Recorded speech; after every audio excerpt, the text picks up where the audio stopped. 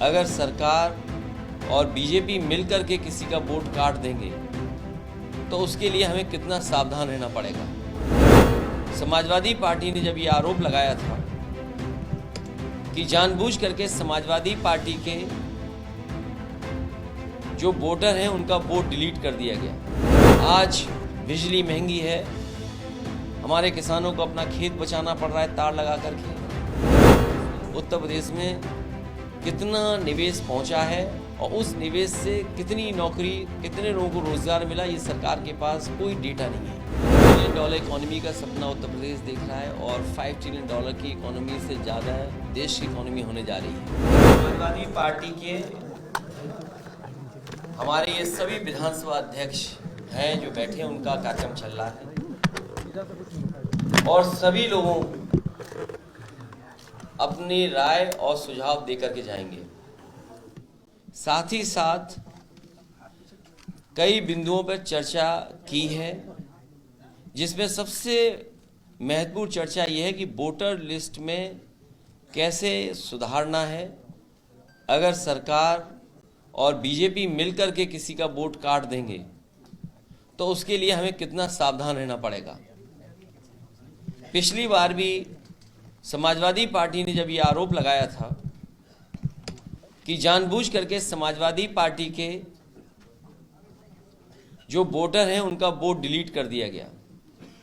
कई जगह डिलीट कर दिया गया, कई जगह दूसरे बूथ पे लगा दिया गया, जिसकी वजह से बहुत सारे वोट समाजवादी पार्टी के समर्थक लोग नहीं डाल पाए और पुलिस प्रशासन अपने तरीके से काम करता रहा और दबाव बनाता रहा। इसलिए अब वोटर लिस्ट जो 22 जनवरी को प्रकाशित होने जा रही है, उसमें जो हमारा वोट कट गया है या जो बढ़ने से छूट गया है, उसकी तैयारी विधानसभा स्तर पे भी और पार्टी के सभी पदाधिकारी और जो चुनाव लड़े हैं वो अपनी महत्वपूर्ण भूमिका निभाएंगे, जिससे कोई भी वोट छूट न जाए और वोट डालने के दिन किस तरीके से इंतज़ाम किया जाए जैसे से समाजवादी पार्टी का पूरा वोट पड़ जाए, ये चर्चा हुई है। साथ ही में किसान की आय दोगुनी कब होगी, बीजेपी ने पूरे देश के किसानों को सपना दिखाया, किसानों की आय दोगुनी हो जाएगी, लेकिन किसान की आय दोगुनी नहीं हुई है। बड़े पैमाने पर बेरोजगारी बढ़ी है। जो लोग कहते थे कि घर घर में बैठे लोग उन्हीं का नारा लगा रहे हैं, आज इनकी गलत नीतियों के कारण हर घर में बेरोजगार नौजवान बैठा है। महंगाई चरम सीमा पर है और याद रखिए, महंगाई मुनाफे के लिए अगर है तो इससे बड़ा भ्रष्टाचार कुछ नहीं हो सकता है। आज बिजली महंगी है, हमारे किसानों को अपना खेत बचाना पड़ रहा है तार लगा करके। स्वास्थ्य सेवाएं ठप हो गई हैं, अस्पतालों में इलाज नहीं है। इस सरकार ने एक भी जिला अस्पताल ऐसा नहीं बनाया जिसमें गरीब का इलाज हो पाए। बड़े बड़े मेडिकल कॉलेज बनाने की बात तो कही, समाजवादी सरकार में जिन मेडिकल कॉलेजों को बनाया गया था वो भी आज मेडिकल कॉलेज नहीं चलाए जा रहे हैं। उसमें न डॉक्टर हैं, न दवाई है, न इंतज़ाम है, न इलाज है। बिजली महंगी हो गई है, जो कारखाने लगे थे बिजली के वो भी सरकार अभी तक पूरी तरीके से नहीं चला पाई है। और इतनी लूट कभी किसी ने नहीं देखी होगी जितनी बड़े पैमाने पे लूट भारतीय जनता पार्टी की सरकार में हो रही है।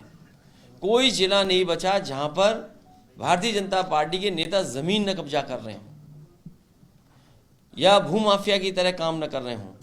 अधिकारी और भारतीय जनता पार्टी के नेता कार्यकर्ता मिलकर के बहुत बड़े पैमाने पर ज़मीनों को हड़पने का काम कर रहे हैं, लोगों पर दबाव बना रहे हैं, लोगों पर तरह तरह के धमका करके उनसे ज़मीनें छीनने का काम कर रहे हैं। जो आंकड़े बताते हैं एनसीआरबी के, जब से बीजेपी की सरकार दिल्ली में आई है 1 लाख किसानों ने आत्महत्या की है। महिलाएं सबसे ज़्यादा असुरक्षित हैं, कस्टोडियल डेथ बढ़ी है। उसके बाद ये सरकार जीरो टॉलरेंस बोलती है कानून व्यवस्था को लेकर के। आए दिन घटना हो रही है।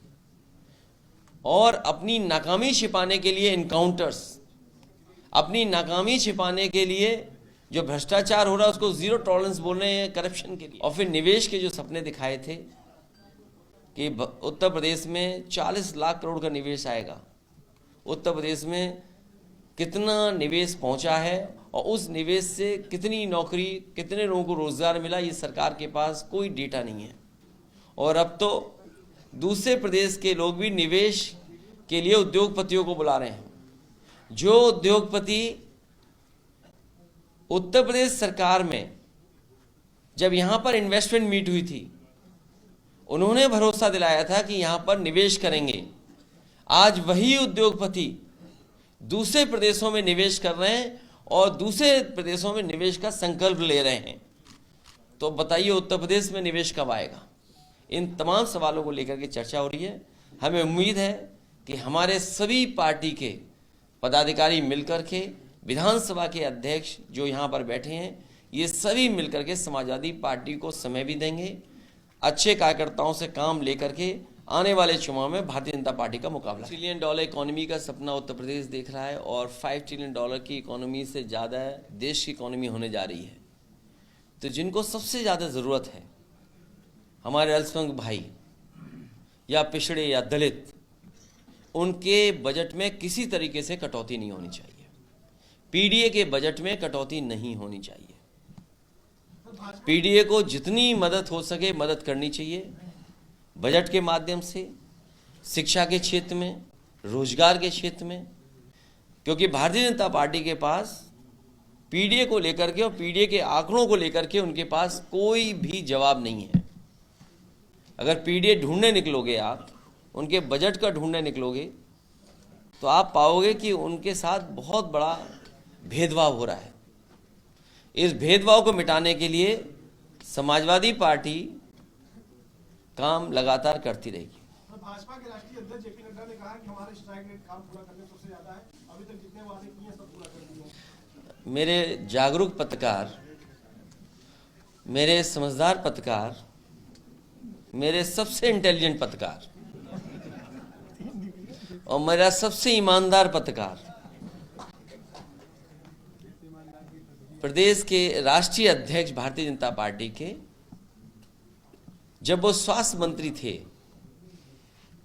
उन्होंने और समाजवादी सरकार ने उस समय मिलकर के पहला मेडिकल कॉलेज शुरू किया था शाहजहांपुर का। क्या शाहजहांपुर का मेडिकल कॉलेज चलने लगा है? जितने उसमें असिस्टेंट प्रोफेसर होने चाहिए, जितने प्रोफेसर्स होने चाहिए, जितने टेक्निकल स्टाफ होना चाहिए, क्या पूरा हो गया? आज उत्तर प्रदेश में गांव में जाइए, बड़े पैमाने पे लोग कैंसर से बीमार हैं। इसी राजधानी में रिसर्च इंस्टीट्यूट बनी थी कैंसर की, क्या वो कैंसर इंस्टीट्यूट चालू हो गई? इसलिए मेरे समझदार पत्रकार जाकर के कैंसर इंस्टीट्यूट में अपना कैमरा लगाइए, वहां पर जो डायरेक्टर अगर अपॉइंट हो गए हों तो उनसे पूछिए, जानकारी हासिल करिए। और अगर ऑफिस आपको इजाज़त दे दे तो जो उन्होंने पहला मेडिकल कॉलेज समाजवादी सरकार के सामने शिलान्यास किया था, क्या वो मेडिकल कॉलेज गरीब जनता की मदद कर रहा है कि नहीं कर रहा है?